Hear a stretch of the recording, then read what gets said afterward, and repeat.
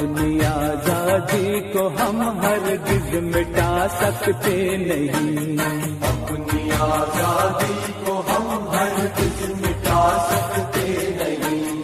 Sir कटा सकते हैं लेकिन सर झुका सकते नहीं, सर झुका सकते।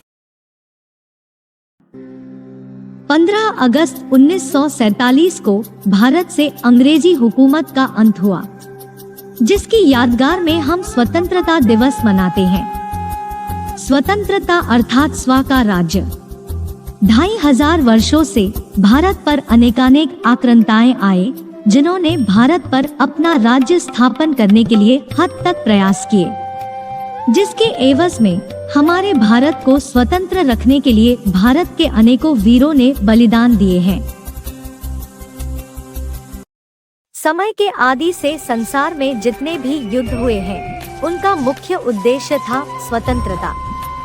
सूर्यवंशी क्षत्रिय श्री राम ने दुराचारी रावण के अत्याचार से समग्र संसार को मुक्त कराने के लिए देवासुर संग्राम में देवों ने असुरों से मुक्ति प्राप्त करने के लिए, महाभारत में पांडवों ने कौरवों के अन्याय से मुक्ति प्राप्त करने के लिए और 1857 की क्रांति में स्वतंत्रता सेनानियों ने भारत को परतंत्रता की बेड़ियों से मुक्त कराने के लिए निर्णायक युद्ध लड़े।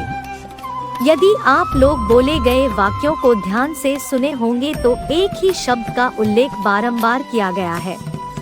वो शब्द है मुक्ति, जिसका सीधा और सहज अर्थ है स्वतंत्रता। परंतु जिस स्वतंत्रता दिवस को हम इतने हर्ष और उल्लास से मनाते हैं, क्या यह वास्तविक स्वतंत्रता दिवस है?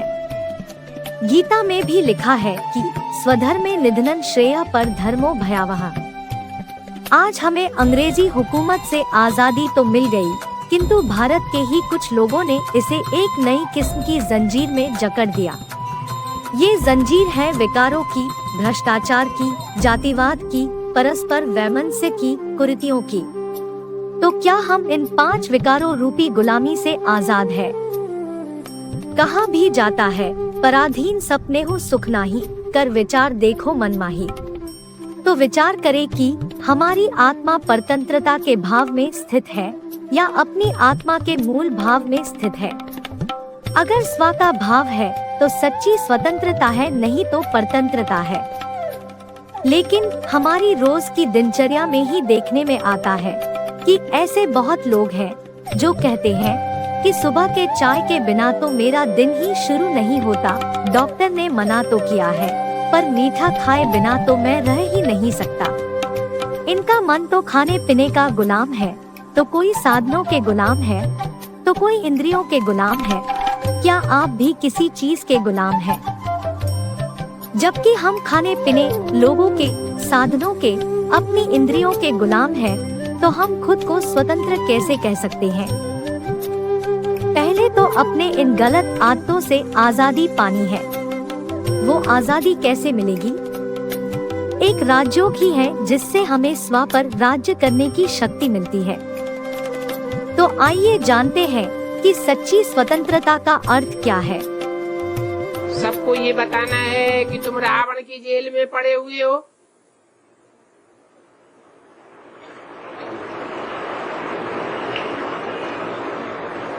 तुम कोई स्वतंत्र नहीं हो, सब बंधन में हो।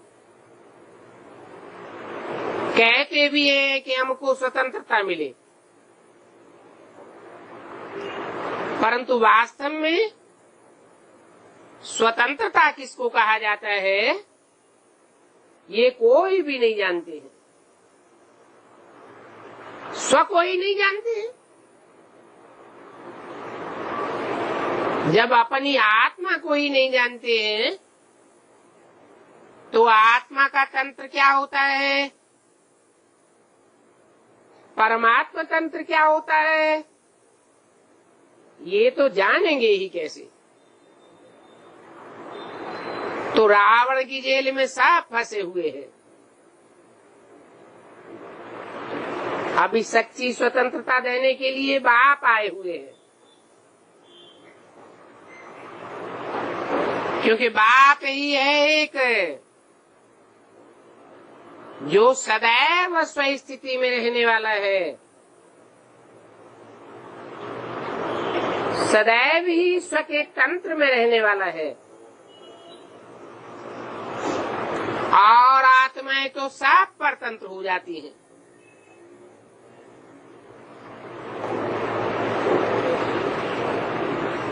रावण की जेल में परतंत्र होकर के पाप ही पाप करती रहती है। तो सच्ची सच्ची आजादी कौन सी है, वो लोगों को बताना चाहिए। साथ ही एक और गौर करने योग्य बात यह भी है कि वंदे मातरम कह के हम जिस भारत माता की वंदना करते हैं, क्या वो माता के साथ पिता नहीं है? क्योंकि हमारे भारतीय सभ्यता में तो सधवा की पूजा की जाती है। क्या यह भारत जिसका हम जिक्र बार बार करते हैं वो कोई सिर्फ स्थूल जड़ जमीन का टुकड़ा है?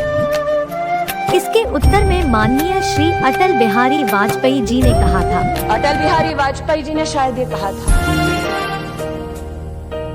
कि भारत कोई भूमि का टुकड़ा नहीं है, ये जीता जागता राष्ट्र पुरुष है। अटल जी ने कहा था कि ये वंदन की धरती है, अभिनंदन की धरती है, ये अर्पण की भूमि है, ये तर्पण की भूमि है। इसकी नदी नदी हमारे लिए गंगा है, इसका कंकड़ कंकड़ हमारे लिए शंकर है।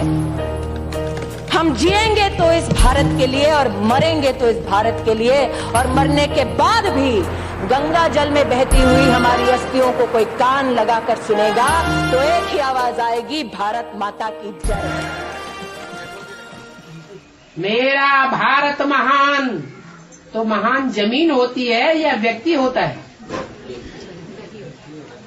व्यक्ति अगर महान काम करेगा तो देश का नाम वाला होगा। तो पहले व्यक्ति हुआ या पहले स्थान हुआ? तीन बातें होती है। एक समय बलवान होता है, एक आत्मा बलवान होती है, और एक स्थान का भी महत्व होता है। स्थान और समय, इनको परिवर्तन करने वाली आत्मा है। आत्मा चैतन्य है, इसलिए चैतन्य का विशेष गायन है। तो भारत चैतन्य भी है, पहले चैतन्य है जिसके पुरुषार्थ से समय का परिवर्तन होता है। जड़ समय अपने आप परिवर्तन होगा क्या? जड़ स्थान अपने आप परिवर्तन हो जाएगा क्या? या परिवर्तन करने वाला चाहिए? वो भगवान शिव इस भारत भूमि पर अवतार ले चुके हैं और शंकर अर्थात चैतन्य भारत के शरीर रूपी रथ में प्रवेश करके विश्व को एक राज्य, एक भाषा, एक झंडे की रूप रेखा देने के लिए अपना कार्य सन 1936 से ही गुप्त रूप से कर रहे हैं।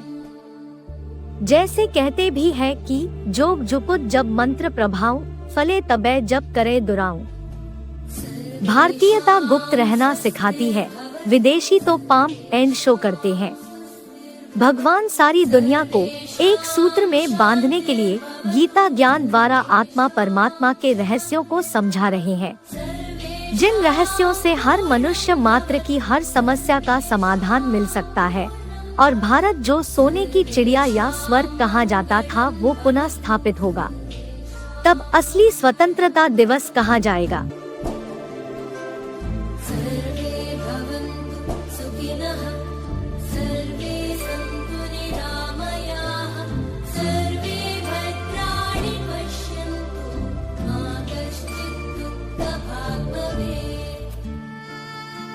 जिस प्रकार भारत के स्वतंत्रता संग्राम में राष्ट्रपिता का विशेष योगदान माना जाता है, ऐसे ही हर एक आत्मा को सच्ची स्वतंत्रता दिलाने के लिए विश्वपिता आध्यात्मिक ज्ञान की नींव डालते हैं।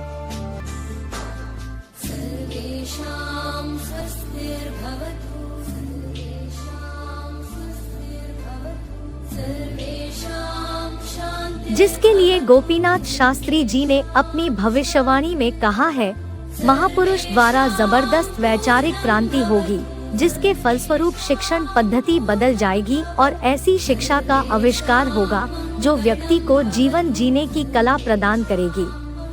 नए क्षेत्रों का और विज्ञान का विस्तार होगा, जिसका नेतृत्व भारतवर्ष का एक ऐसा धार्मिक संगठन करेगा जिसका मार्गदर्शक स्वयं भगवान होगा। हम बड़े खुशी से गाते हैं, झंडा ऊंचा रहे हमारा, विजय विश्व तिरंगा प्यारा, इसकी शान न जाने पाए, चाहे जान भले ही जाए, विश्व विजय करके दिखलाएं, तब होए प्रण पूर्ण हमारा, झंडा ऊंचा रहे हमारा, विजय विश्व तिरंगा प्यारा। तो कौन होगा हमारा मार्शल जो दिलाएगा हमें विश्व विजय?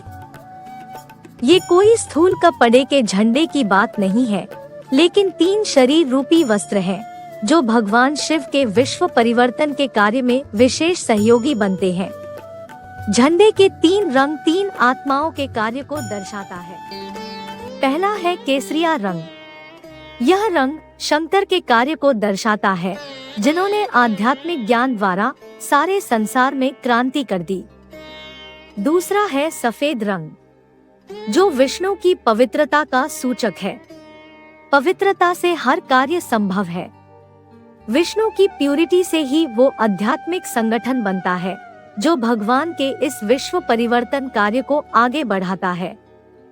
तीसरा है हरा रंग, जो ब्रह्मा के कार्य को सूचित करता है। ब्रह्मा द्वारा भगवान वो ज्ञान देते हैं जिससे स्वर्ग जैसे सुनहरी दुनिया का फाउंडेशन पड़ता है। ये 3 मूर्तियां ही चैतन्य भारत का कोट ऑफ आर्म्स कही जाती है। जब भी किसी शुभ कार्य की शुरुआत की जाती है तो उसको संपन्न होने में समय तो लगता ही है। जैसे भारत के स्वतंत्रता सेनानी ही है जो इतने बलिदानों और लंबे संघर्षों के उपरांत हमें आजादी का अमृत महोत्सव दिखला पाए, ऐसे ही विश्वपिता जो अपने छोटे छोटे मुट्ठी भर साधारण लोगों के साथ असल स्वतंत्रता दिलाने के कार्य का फाउंडेशन डाल चुके हैं, उसमें भी हमें कई मुश्किलातों का सामना करना पड़ेगा। लेकिन वो दिन अभी ज्यादा दूर नहीं है। 100 साल के इस डायमंड युग के भी बहुत साल बीत चुके हैं। अभी थोड़े में भी थोड़ा ही समय बचा है, जिनमें इन 3 मूर्तियों के द्वारा इस पुरानी कलयुगी संघर्ष वाली दुनिया का परिवर्तन होकर नई स्वर्णिम सतयुगी सुखी दुनिया का आगमन होगा। उस भारत का ही शास्त्रों में गायन है। जम्बू द्वीपे भारत खंडे, जिसकी एवरेस्ट चोटी पर एक ही पुरुष दिखाई देगा, जिसको बहुत पहले ही कवि ने अपनी रचना में अंकित किया था।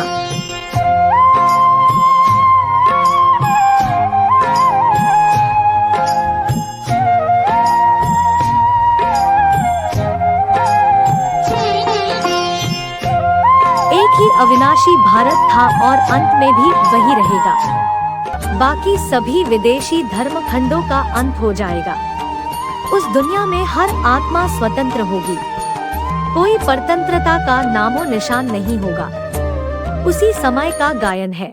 जहाँ डाल डाल पर सोने की चिड़िया करती है बसेरा, वो भारत देश है मेरा, वो भारत देश है मेरा।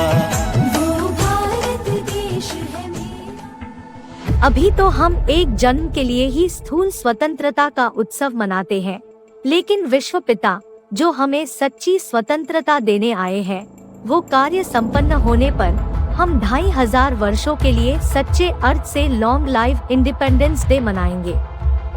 इसी राम राज्य के संबोधन में लिखा हुआ है, दैविक देहिक भौतिक तापा, राम राज्य काहू नहीं व्यापा। अर्थात न देह का दुख होता है, न भाग्य का दुर्भाग्य होता है। भौतिक तापा माने न हवा जोर से चलती है और न ही भूकंप आते हैं। वहाँ प्रकृति भी सुखदायी होती है।